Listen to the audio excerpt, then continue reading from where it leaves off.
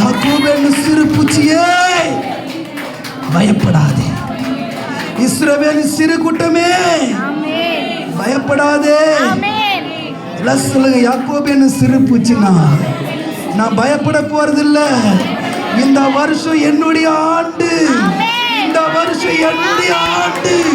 நான் யாருக்கு பயந்தேனோ, நான் யாருக்கு அச்சு நிற்கிறேனோ அவர்களுக்கு எதிராக அவர்களுக்கு எதிராக சார்பாக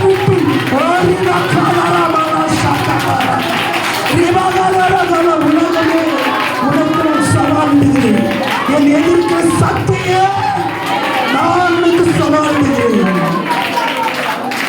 யாக்கோபென்னும் சிறு பூச்சியா இஸ்ரவேலின் பெருங்கூட்டமா என்று நாங்கள் பார்க்கிறோம்.